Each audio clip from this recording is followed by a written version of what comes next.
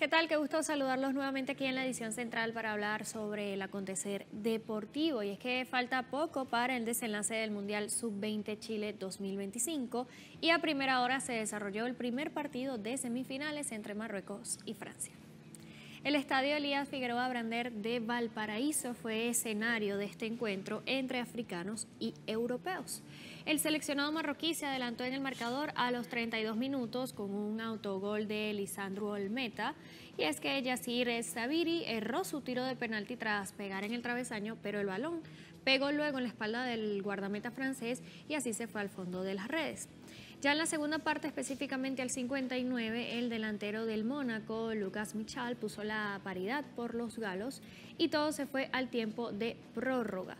Luego de 30 minutos extra, todo se tuvo que definir desde la tanda de penales y allí fue Marruecos más efectiva al anotar 5 goles por 4 de los franceses para convertirse en el primer finalista de este torneo.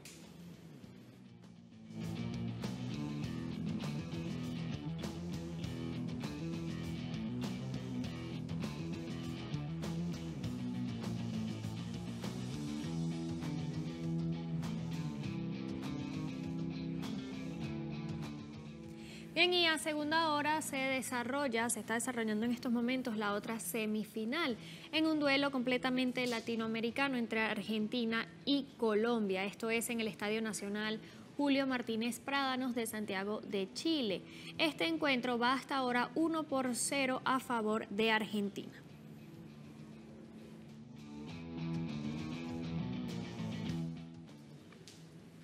Por otro lado, en plena cuenta regresiva hacia el Mundial, pero el del 2026, Donald Trump vuelve a poner en su mira a las ciudades con autoridades demócratas, cuestionando su seguridad y presionando a la FIFA. El presidente estadounidense insiste en condicionar algunas sedes del Mundial 2026. El motivo, claramente, es una retaliación por el desacuerdo con sus políticas internas y con las autoridades del Partido Demócrata que las gestionan. En esta ocasión, apuntó directamente contra Boston, alegando que los disturbios recientes como excusa para solicitar que se retiren los partidos programados en el Gillette Stadium. Y aunque Trump no tiene autoridad para modificar el calendario de la FIFA, su cercanía con Gianni Infantino le permite influir, lo que genera suspicacia sobre el proceder en dicho caso, debido a no ser la primera vez que el mandatario advierte sobre el cambio de sedes, como lo hizo hace poco con las ciudades de Seattle, San Francisco y Los Ángeles, que además será sede olímpica en 2028. Y por otro lado, la Copa Libertadores Femenina 2025 llega a su fase final este miércoles y se midieron Colo-Colo contra Deportivo Cali por un pase a la gran final de este certamen, donde las colombianas se quedaron con el boleto. Para abrir las semifinales de la Copa Libertadores Femenina 2025, Colo-Colo saltó a la cancha del Estadio Florencio Sola, donde buscaban el pase a la que sería su quinta final continental. Pero las caleñas ganaron 5-4 en penales tras empatar 0-0 en el tiempo reglamentario. En el primer tiempo Colo-Colo salió de manera arrolladora, sin embargo no logró concretar y a pesar de tener algún dominio del partido, Deportivo Cali supo aguantar y en algunos casos asfixiar a su rival, pero sin suerte de definición en ese tiempo. El conjunto vallecaucano así clasificó a esta instancia de semifinales luego de eliminar en cuartos de final a Sao Paulo de Brasil y ahora por primera vez en su historia debutarán una final de Copa Libertadores.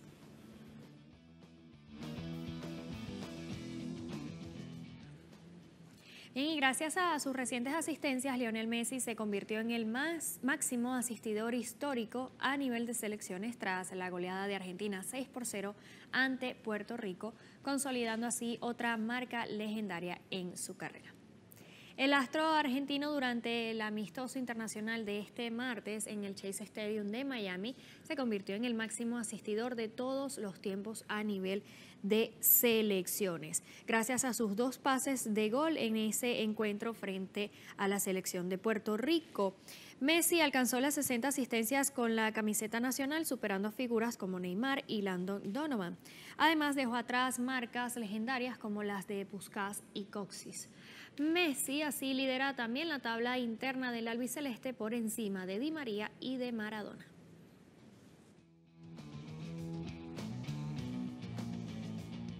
Seguimos hablando de Lionel Messi porque anunció que el próximo mes de diciembre organizará en Miami la Copa Messi. Los equipos sub-16 del Barcelona, Atlético de Madrid, Manchester City, River Plate, Inter de Milán, Newell's Old Boys, Chelsea y el Inter Miami serán los participantes en la primera edición de la competición que se celebrará en Miami, Estados Unidos, del 9 al 14 de diciembre. Los encuentros tendrán lugar en las instalaciones del Inter Miami, incluidos el Chase Stadium y el Florida Blue Trainer Center.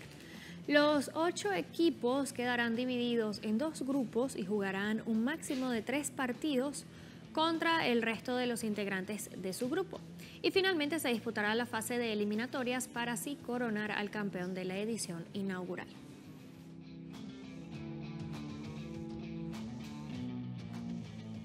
Y por otro lado, Cristiano Ronaldo supera al guatemalteco Carlos El Pescadito Ruiz y se convierte en el máximo goleador en toda la historia de las eliminatorias para una Copa del Mundo.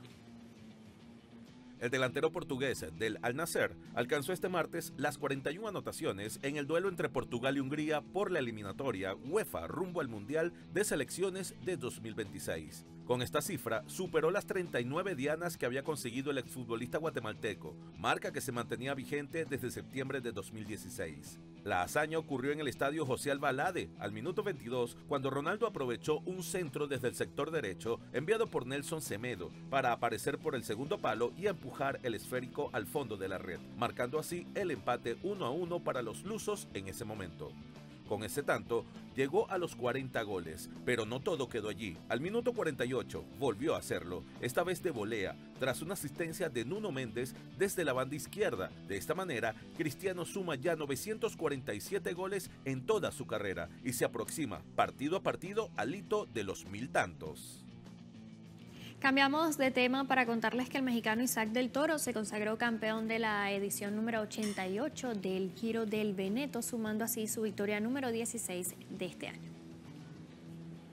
Este miércoles, el pedalista del Team UAE Emirates se impuso en la carrera disputada entre Vicenza y Verona, sobre 161.2 kilómetros, tras lanzar un ataque decisivo a 11 kilómetros de la meta en la última subida a la Torricelli. Del Toro, de solo 21 años, cruzó la línea de meta en Verona con un tiempo de 3 horas, 24 minutos y 29 segundos. El podio lo completó su compañero de equipo, Pavel Sivakov, que llegó a 22 segundos, igual tiempo que el noruego Jonas Abrahamsen, que fue tercero. Entre los 10 primeros también destacó el uruguayo Eric Fagundes. De esta manera, el mexicano inscribe su nombre en el palmarés del Giro y sucede a Corbin Strong, vencedor del año 2024.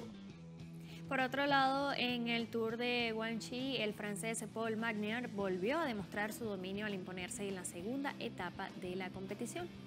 Este miércoles, Paul Magnier fue el vencedor de la segunda jornada que se disputó entre Chaozhou y Jinchi sobre un recorrido de 177.3 kilómetros y con casi 1.900 metros de desnivel acumulado.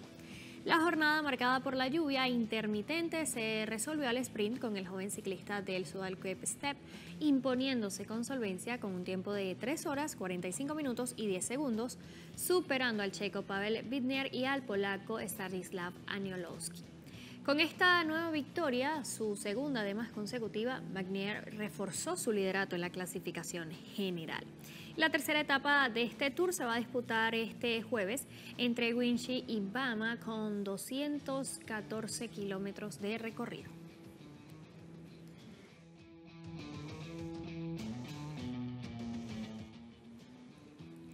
También les comentamos que Damián Quintero, el karateca español más laureado de la historia, anunció su retiro del deporte profesional. A través de sus redes sociales, el malagueño publicó un emotivo video repasando su trayectoria deportiva, acompañado del siguiente mensaje: querido karate, es hora de decirte adiós, pero antes nos queda un último baile. Con estas palabras, Quintero hace referencia a su participación en el Campeonato Mundial de Karate que se disputará en el Cairo del 27 al 30 de noviembre. Esa será su última competencia oficial antes de retirarse formalmente tras más de 20 años dedicados a la alta competencia.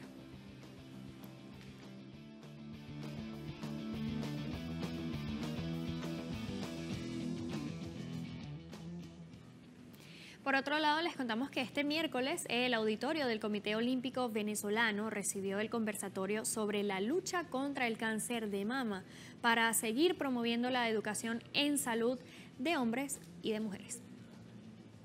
El Comité Olímpico Venezolano organizó en su auditorio un conversatorio para promover la educación en la lucha contra el cáncer de mama, haciendo énfasis en la importancia de la prevención y el autocuidado. Este conversatorio se ha realizado años anteriores, demostrando el compromiso constante del Comité Olímpico Venezolano en las causas de salud pública y se lleva a cabo en el marco del mes de la sensibilización sobre el cáncer de mama o mes rosa, que se celebra este mes de octubre.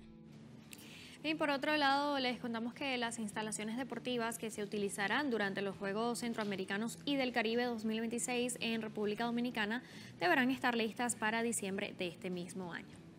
El primer mandatario dominicano presentó un informe detallado sobre los avances en las remodelaciones y construcciones deportivas de cara a las competencias programadas del 24 de julio al 8 de agosto de 2026.